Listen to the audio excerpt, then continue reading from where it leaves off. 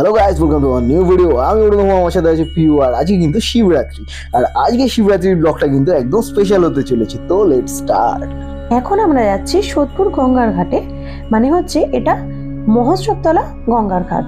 এখানে কিন্তু শিবরাত্রির কারণে প্রচুর মানুষের সমাগম একসাথে ঘটেছে এবং প্রত্যেকেই শিব ঠাকুরের মাথায় জল দেওয়ার জন্য একে একে উপস্থিত হয়ে পড়েছেন। তোমরা দেখতেই পাচ্ছ এখানকার কিন্তু শোভা অর্থাৎ প্রাকৃতিক সৌন্দর্য কিন্তু খুবই সুন্দর, এবং তার মধ্যেই কিন্তু আমি এক কাপ চা কিন্তু খেয়ে নিলাম।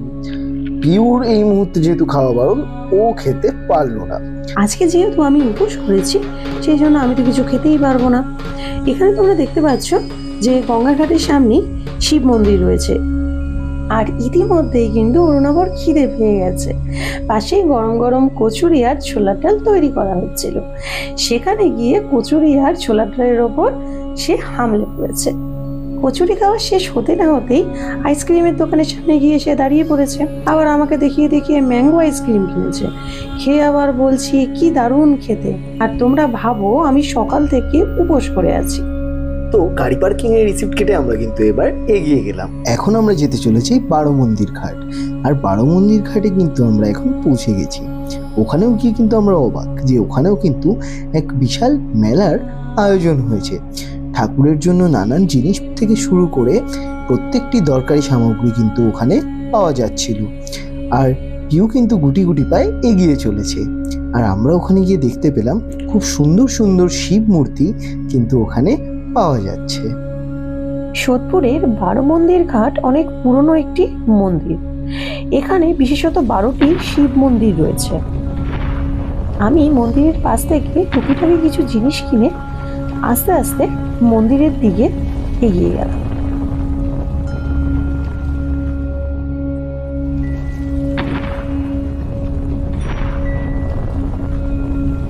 গঙ্গার ঘাটের সামনে এসেছি, আর ফটো তুলবো না বা কিছু ভিডিও করবো না তা কি হয়, তাই আমরা কিছু ফটো আর ভিডিও ক্যাপচার করে নিচ্ছিলাম। আর ওখান থেকে আমরা কিন্তু শুয়ে চলে গেলাম গরিবের চা খেতে। হ্যাঁ, আপনারা ঠিকই শুনেছেন, গরিবের চা। আর ওটা কিন্তু অসাধারণ ছিল। আর পিউ কিন্তু রেগে মেগে ফায়ার আমার দিকে তাকিয়ে আছে। ও সকাল থেকে কিছু খায়নি, আর আমি কিন্তু একের পর এক খেয়েই চলেছি। তো এটা খাওয়ার পর আমরা এখান থেকে বেরিয়ে যাব। আর এখান থেকে বেরিয়ে ক্যাফে হয়ে আমরা সোজা বিকেলবেলা পৌঁছে যাব রানাদার কাছে, অর্থাৎ লেক টাউন রানার প্রোগ্রামে। তো একটু এনজয় করে নেব।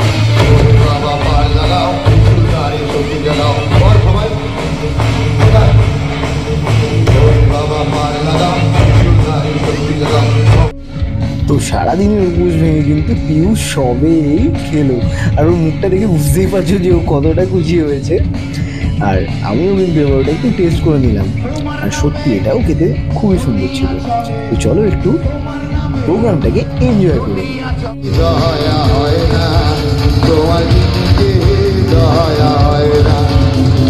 জয় বাবা তারকনাথের চরণের সেবা লাগে। বাবা মহাদেব তোমার এই দরবারে গাঙ্গে দেবী লাগে। বাবা মহাদেব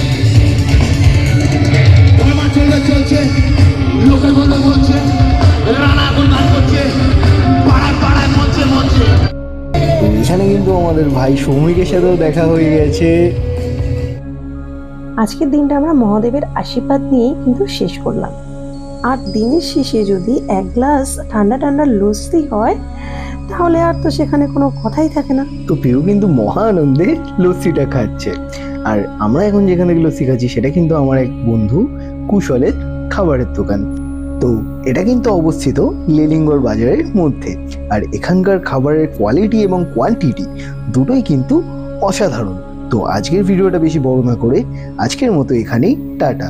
যদি আপনাদের ভিডিওটা ভালো লেগে থাকে তাহলে অবশ্যই লাইক, কমেন্ট, শেয়ার আর সাবস্ক্রাইব করে দেবেন। আবার দেখা হবে নতুন কোনো ভিডিওতে।